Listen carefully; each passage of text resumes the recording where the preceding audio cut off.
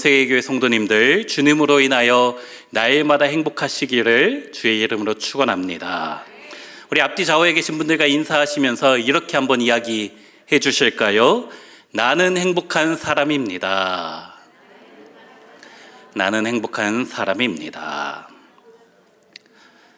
우리 성도님들은 언젠가 삶의 마지막 순간이 찾아올 텐데, 그 마지막 순간에 사랑하는 가족에게, 또 사랑하는 우리 교회 식구들에게 어떤 말씀을 남기고 싶으십니까? 아마도 저주가 아닌 축복, 행복하게 살길 바란다 라는 이야기를 하실 것 같습니다. 제가 아는 장로님이 몇 달 전에 소천하셨는데, 돌아가시기 일주일 전에 자녀들을 다 모아놓고 하신 말씀이, 너희들 나처럼 예수 잘 믿고 행복하게 살아야 된다 라고 말씀하시고 돌아가셨습니다. 너무 멋있고 아름답게 보이시더라고요. 오늘 같이 읽은 본문은 120세가 된 모세가 그의 삶의 마지막 순간에 죽음을 앞두고 그의 사랑하는 백성 이스라엘에게 한 마지막 이야기입니다. 모세의 유언의 말씀이지요. 이 본문은 사실 제가 6년 전에 우리 온세계교회 처음 왔을 때 어느 목장이었는지는 기억이 안 나지만 어느 목장에선가 했던 제 온세계교회 첫 번째 신방 설교이기도 했습니다. 그때 그 설교를 하면서 언젠가 마지막 설교를 할 때도 이 설교를 해도 괜찮겠다, 이 본문 가지고 말씀을 나눠도 괜찮겠다라고 생각을 했었습니다. 모세의 삶이 120년이었지요. 120년을 셋으로 나눌 수 있는데, 태어나서 40세까지는 이집트, 애굽의 왕자로서 모든 것을 누리며 살아왔지요. 그러다가 40세에 쫓겨나서 80세까지 광야에서 잊혀진 존재가 되었습니다. 잘 나가던 그였는데 이제는 아무도 찾는 이가 없고 혼자 쓸쓸히 외롭게 살아가던 인생이 되었지요. 그러다가 마지막 80세가 되었을 때에 하나님께서 그를 찾아오셔서 그에게 사명을 주시고 하나님의 백성으로서, 하나님의 사람과 민족의 지도자로서 쓰임을 받게 되었지 않습니까? 우리 다음 주 토요일이 우리 목사님의 원로 목사 추대식도 있으면서 동시에 우리 장로님, 집사님, 권사님의 은퇴식도 있으시잖아요.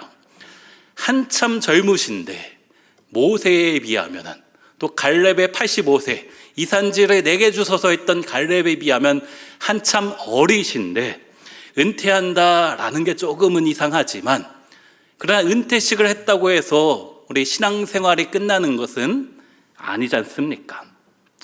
은퇴했으니까 그동안 내가 우리 온세계교회에서 열심히 봉사했던 것도 이제 좀 내려놓고 좀 편하게 신앙생활을 해야 되겠다라든지, 뭐 주일 예배만 드리면 되지, 은퇴도 했는데 좀 쉬엄쉬엄 예배 드려야 되겠다 생각하는 분은 안 계시겠지요. 그런 생각은 참 하나님이 기뻐하지 않으시는 생각이잖아요. 어느 가수가 이야기했지 않습니까? 내 나이가 어때서 주님께 쓰임받기 딱 좋은 나이인데, 아멘? 주님께 쓰임받기 딱 좋은 나이, 70 됐다고 은퇴했다고 하나님이 쓰이지 않는 것이 아니지 않습니까? 우리 모세처럼 120세까지만 하시면 됩니다. 우리 교회를 위해서, 주님 나라 위해서 열심히 예배드리고 신앙생활하고 봉사하시는 것들 120세까지만 하시면 됩니다. 그렇게 아멘 하시는 분은 하나님이 120세까지 하실 건강을 반드시 주실 줄로 믿습니다. 하나님 책임져 주실 거예요. 자, 신명기 전체가 모세의 고별 설교입니다. 그 중에서 마지막 34장은 결론에 해당되는 부분이고, 그리고 오늘 본문인 33장이 모세가 마지막으로 남긴 메시지입니다. 그 중에서 29절이 모세의 마지막 한마디였습니다. 그것이 무엇입니까? 29절에 이스라엘이여 너는 행복한 사람이로다. 같이 한번 읽을까요? 이스라엘이여 너는 행복한 사람이로다. 이 말씀은 모세가 이스라엘 백성에게 한 말씀이지만 동시에 하나님이 이스라엘 백성에게, 더 나아가서 하나님이 오늘 이 시간 우리 온세계교회 성도님들에게 하시는 말씀인 줄로 믿습니다. 그러면 정말 우리 성도님들은 행복하십니까? 행복하십니까? 이렇게 아멘 하시는 분은 너무나 부러워요. 그런데 아멘이 안 나오는 분이 참 많이 있습니다. 전도서 6장의 말씀을 보니까요, 그가 비록 천년의 갑절을 산다 할지라도 행복을 보지 못하면 마침내 다 한 곳으로 돌아가는 것뿐이 아니냐. 무슨 말씀입니까? 2000년을 살아도 행복하지 않으면 허무하다라는 거예요.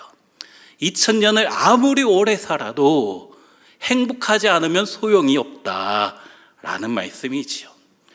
우리 성도님들 정말 행복하십니까? 묻고 싶은 거예요. 저는 행복하고 싶어요. 또 행복한 목회를 하고 싶습니다. 목회가 때로는 또 부담스러운 짐이지만, 또 우리 목사님처럼 잘할 자신도 없지만 우리 성도님들 위해서 기도하고 오늘처럼 이렇게 하나님 말씀을 전하고, 또 기쁜 일이 있을 때 찾아가서 같이 기뻐하고, 때로 슬픈 일이 있을 때 찾아가서 같이 울어줄 수 있는, 그것이 저의 행복이고 싶고, 그런 행복한 목회를 저는 하고 싶습니다. 또 우리 성도님들도 정말 행복하게 사시면 좋겠어요. 예수 믿는 것이 얼마나 기쁜 일인지, 예수 믿는 것이 얼마나 행복한 일인지, 세상이 줄 수 없는 기쁨, 세상이 줄 수 없는 평안, 세상이 줄 수 없는 행복을 우리 주님으로 인해 날마다 누리시는 성도님들 되시기를 축원합니다. 물론 아멘이 안 나오는 분이 있다라고 했잖아요. 오늘날 우리의 환경과 상황을 보면 도저히 기뻐할 수가 없을 때가 많지 않습니까? 요즘 묻지마 칼부림 사건 같은 일들이 종종 일어나지 않습니까? 각종 사건, 사고가 많은 우리 인생, 왜 그렇습니까? 삶이 힘들어서 그러잖아요. 너무 힘들어서.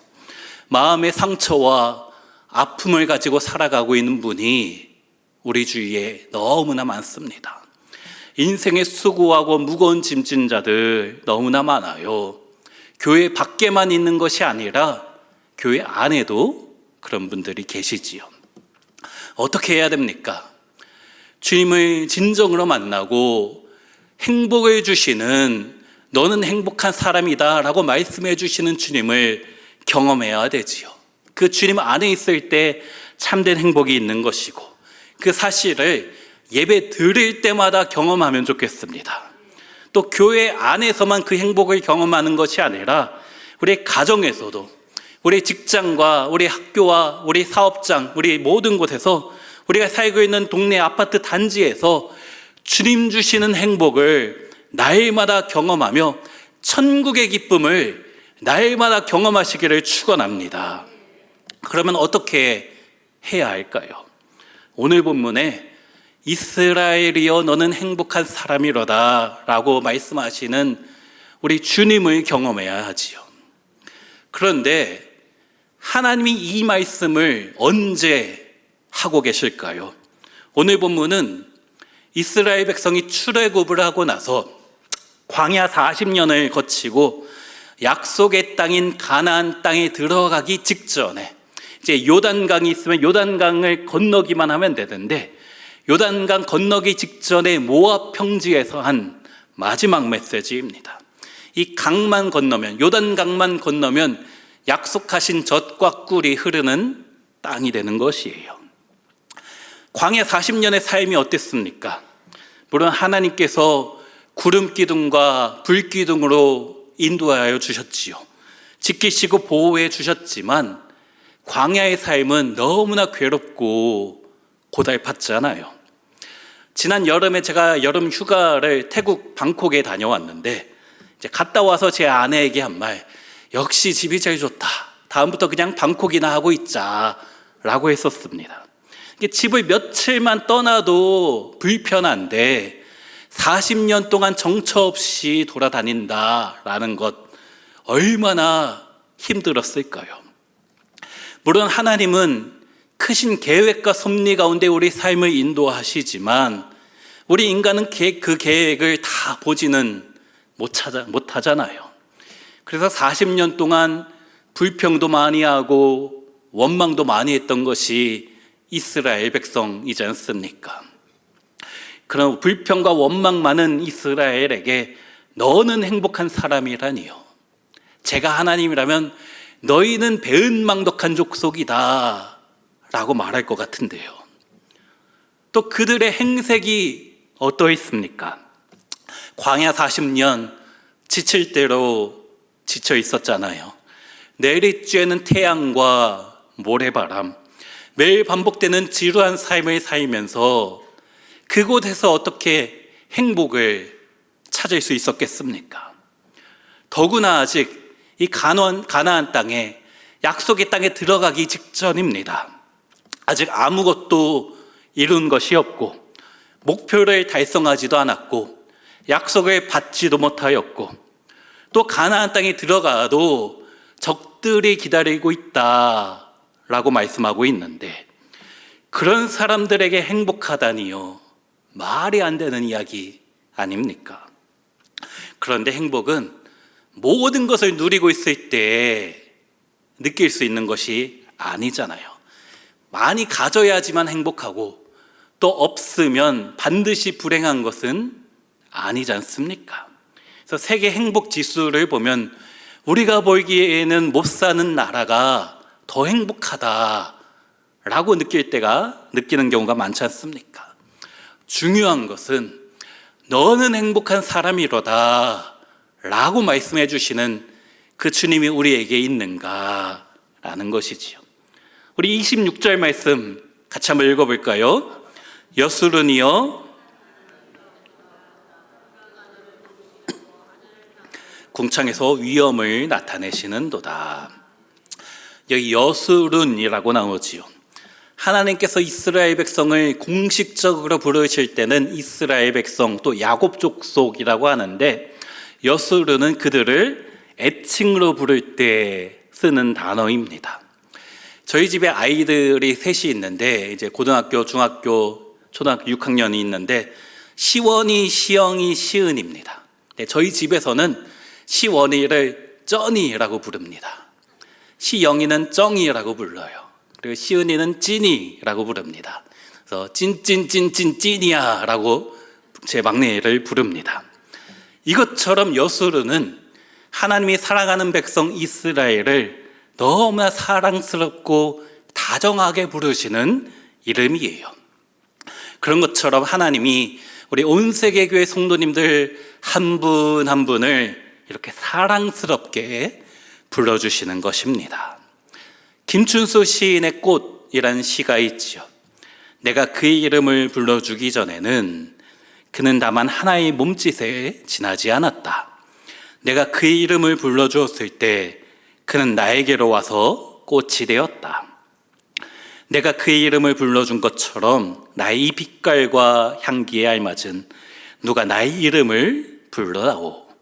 그에게로 가서 나도 그의 꽃이 되고 싶다. 우리들은 모두 무엇이 되고 싶다. 너는 나에게, 나는 너에게 잊혀지지 않는 하나의 눈짓이 되고 싶다. 하나님이 이렇게 우리 성도님들 한 분 한 분의 이름을 불러주시는 거예요. 내가 너의 꽃이 되고 또 네가 나의 꽃이 되었으면 좋겠다. 내가 너에게, 너희가 나에게 의미가 되었으면 좋겠다 라는 의미로 하나님께서 우리 성도님들을 부르시는 이름이 여수른입니다. 이 여수른이란 단어의 문자적인 뜻은 의로운 자, 고귀한 자, 사랑스러운 자라는 것이지요. 사실 우리는 의롭지 않잖아요. 날마다 죄 짓고 살잖아요. 마음에 죄 짓고 또 입술로도 죄를 뱉고 행동으로 죄를 실천하며 살아가지 않습니까?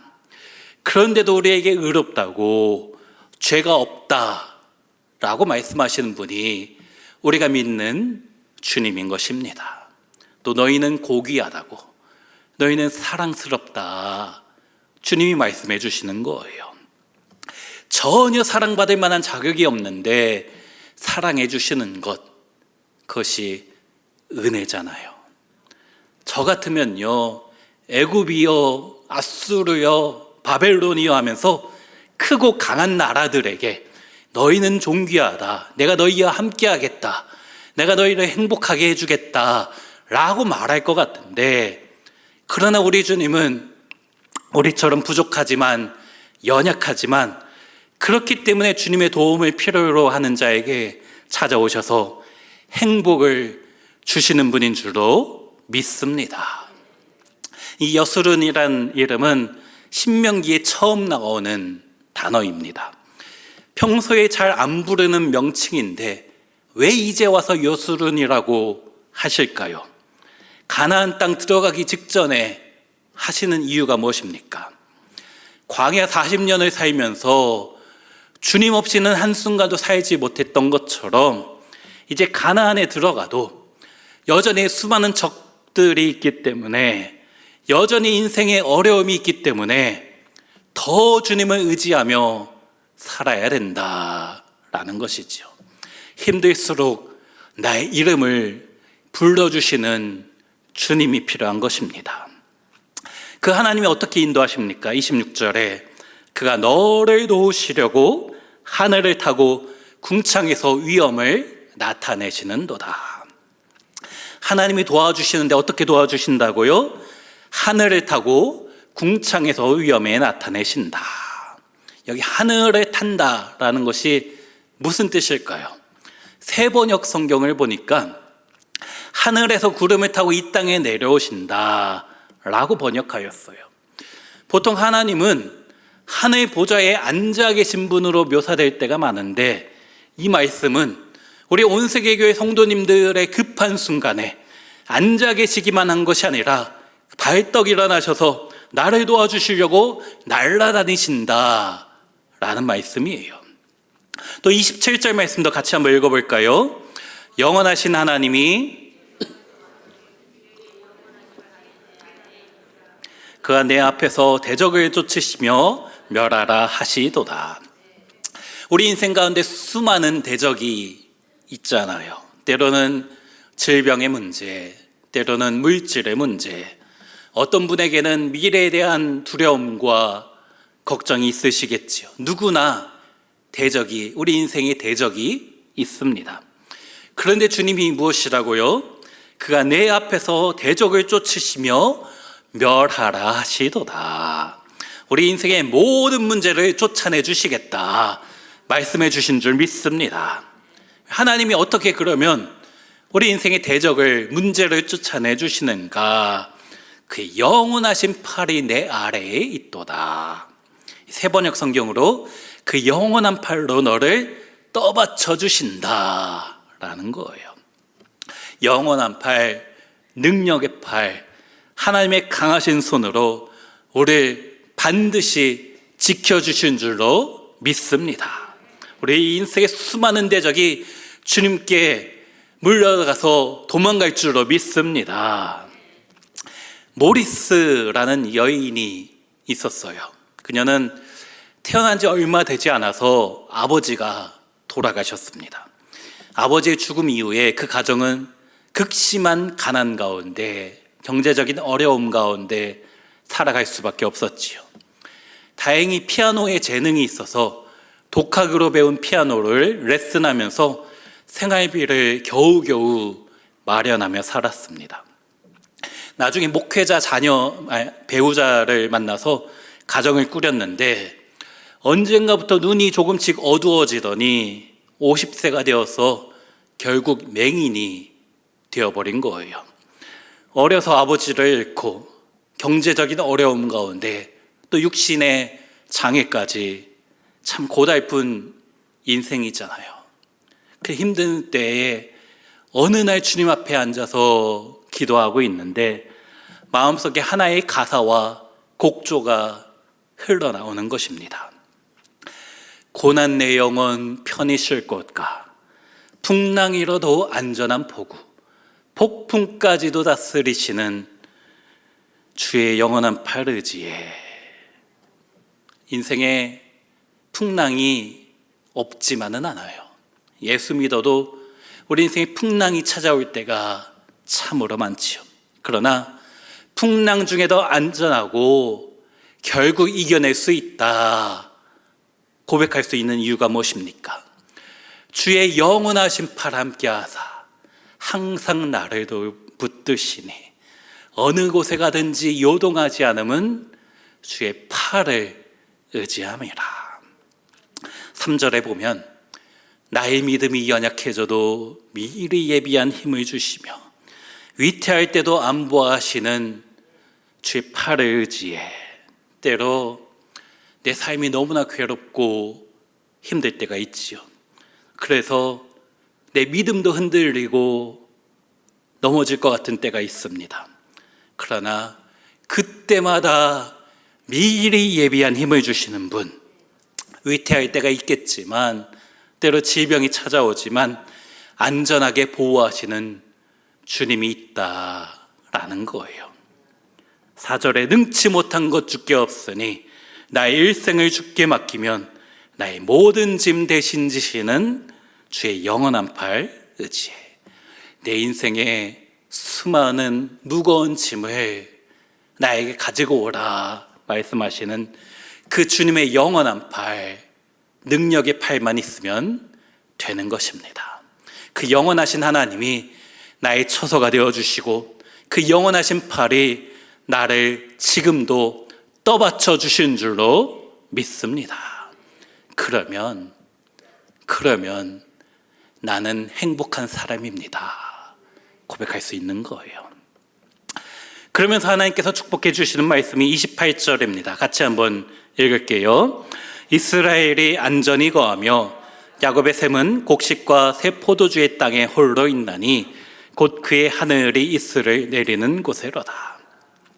이스라엘, 우리 온 세계의 성도님들이 안전히 거할 뿐 아니라 야곱의 샘, 우리 성도님들의 삶의 터전에 곡식도 가득하고 포도주도 풍성할 줄로 믿습니다. 그 이유가 무엇이에요? 그의 하늘이 이슬을 내리기 때문에 하나님 하늘문을 활짝 열고 하늘의 이슬, 은혜와 축복을 우리 성도님들에게 풍성히 내려주실 줄로 믿습니다. 그렇기 때문에 29절에 이렇게 고백할 수 있는 거예요. 같이요. 이스라엘이여 너는 행복한 사람이로다. 여호와의 구원을 너같이 얻은 백성이 누구냐?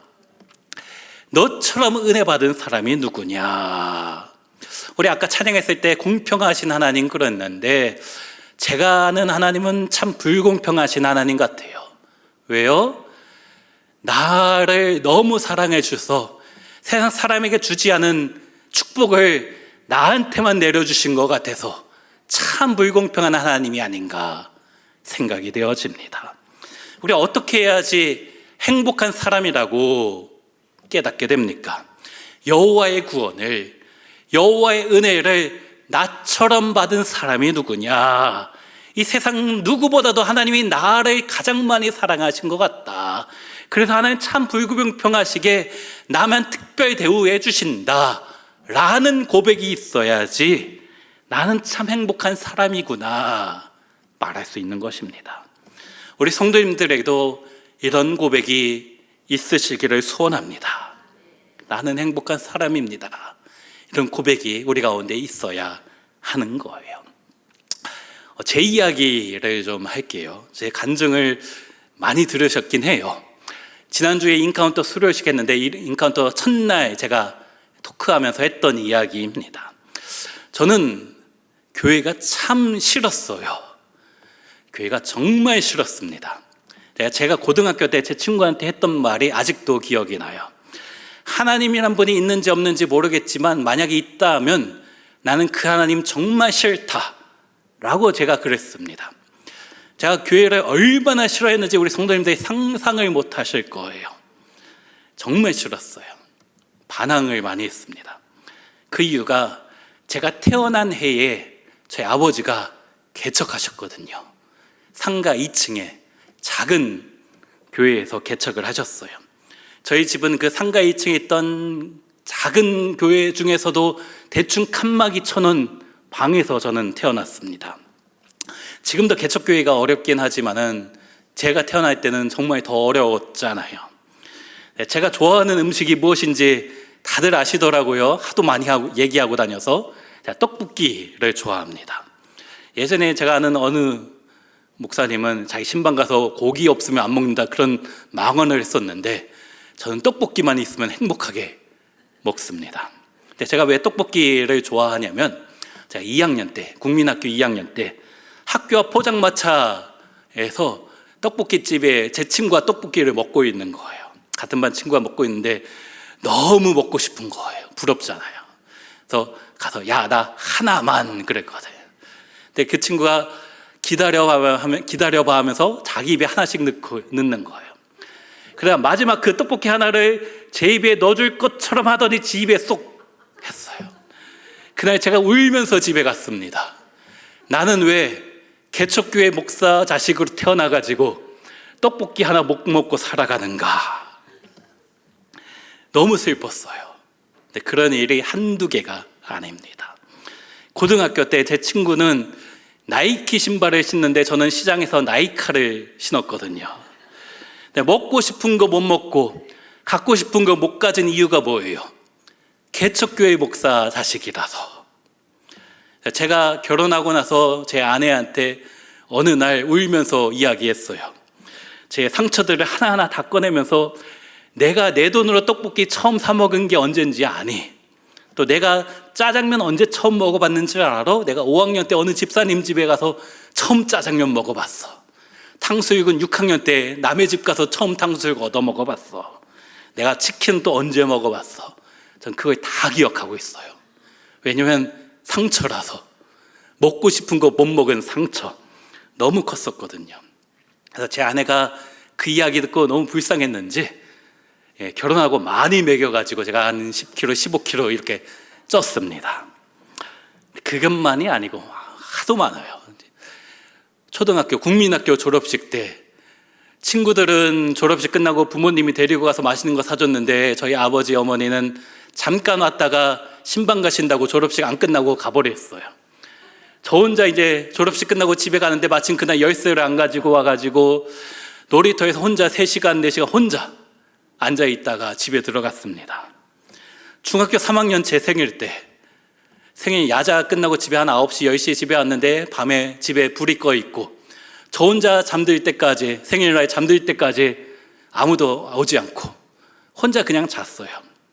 생일인데 사실 기대도 안 했어요. 원래 항상 그런 식이었으니까. 우리 집은 교회는 우리 아버지 직장이고 목사는 우리 아버지 직업일 뿐이지 나는 전혀 상관없다. 하나님이란 분이 있는지 없는지 모르겠지만 만약에 있다면 난 정말 싫다라고 했었지요. 고등학교 때 제가 제 친구한테 한 번은, 제 친구가 저한테 너는, 이제 저예요, 제 친구가 저한테 너는 모든 말이 욕으로 시작해서 욕으로 끝난다라고 했었어요.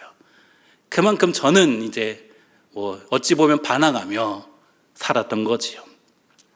교회를 오래 다녔으니까는 성경 지식은 많아요. 노예대에 나가서 상도 받아왔거든요. 성경고사 봐서. 근데 어느 날 고등학교 3학년 이제 수능 끝나고 졸업식 앞둔 성탄절 때 저보고 교회에서 성극을 하래요. 하라니까 또 해야 되잖아요. 목사 아들이니까 어쩔 수 없이 했어요. 하는 건데 제가 예수님 역할이었습니다. 하필이면 예수님. 근데 뭐 대사도 필요 없고 그냥 이러고만 있으면 된대요. 십자가에 달려 있으면 된대요. 그러면 뭐 대사 외울 필요도 없고 그것만 하면 되니까는 뭐 하겠다고 시키니까 먹지로 했지요. 그런데 이 십자가 이러고 있으니까 한 10분인지 15분 했는지 너무 아픈 거예요. 힘든 거예요. 뭐 줄로 묶어놓긴 했는데 너무 힘들어가지고 속으로 막 짜증을 내고 있었죠. 내가 또 왜 이 시킨 거를 또 그대로 했는지, 또 아버지 목사 때문에, 아버지 체면 때문에 하기 싫다고도 못하고 이 짓을 하다가 결국에 이렇게 힘들구나 라고 속으로 짜증내고 있었는데, 누군가 저한테 뭐 이야기를 하는 것 같기도 하고, 뭐 음성이었는지 제 마음속에 든 생각이었는지 모르겠는데 누군가 저한테 많이 힘드냐라고 하는 것 같았어요. 다른 사람은 듣지 못한 그런 소리인지 그게 저한테 들렸던 겁니다. 그러면서 너는 지금 성극하면서 창에 찔리는 역할을 하고 채찍에 맞는 역할을 하지만 나는 너를 위해서 정말 창에 찔리고 가시밀유관 쓰고 채찍에 맞았단다 라고 누군가 저한테 말하는 것 같았어요. 나도 모르게 눈물이 쏟아졌지요. 그때 처음 느꼈습니다. 아, 예수님이구나. 예수님이라는 분이 한 번도 생각해 본 적은 없지만 그분이 예수님이란 것을 제 마음속에 괜히 확신하게 되었습니다. 성극하고 있었잖아요.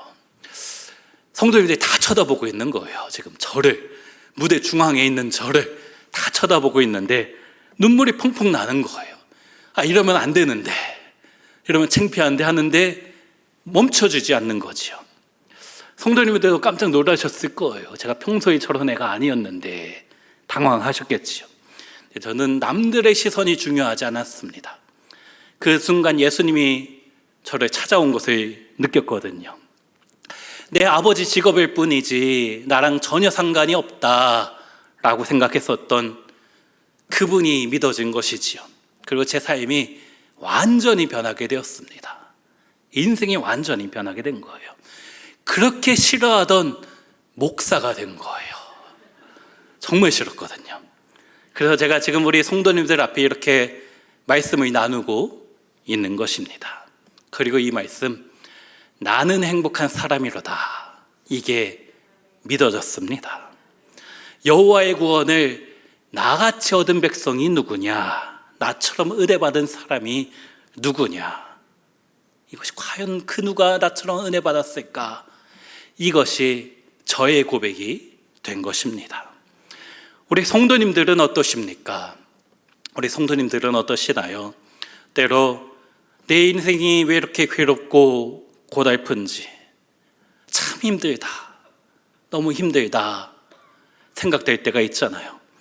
예수 믿어도 아직 젖과 꿀이 흐르는 그 약속의 땅에 들어간 것은 아니기 때문에 내가 정말 행복한 사람인가 의심될 때가 있지요. 그때마다 붙잡아야 하는 것은 나처럼 은혜 받은 사람이 누구인가, 나처럼 구원받은 사람이 누구인가, 나처럼 하나님의 축복받은 사람이 누구인가, 나 같은 죄인 살리신 주 은혜 놀라와 잃었던 생명 찾았고 광명을 얻었네. 이것이 우리의 고백이 되어야 할 줄로 믿습니다. 그 고백으로 살아가는 우리에게 주님이 영원하신 팔로 안아주시고 모든 대적을 결국 내쫓아 주시고 하늘의 문이 활짝 열려서 야곱의 샘, 우리 성도님들의 가정과 삶의 모든 처정 가운데 곡식과 포도주가 풍성하게 될 줄로 믿습니다. 그렇게 주님으로 인하여 나는 행복한 사람입니다, 날마다 고백하며 그 은혜를, 그 축복을 날마다 누리며 살아가시는 우리 모든 성도님들이 되시기를 주의 이름으로 축원합니다. 자, 우리 말씀 생각하며 찬양하며 주 앞에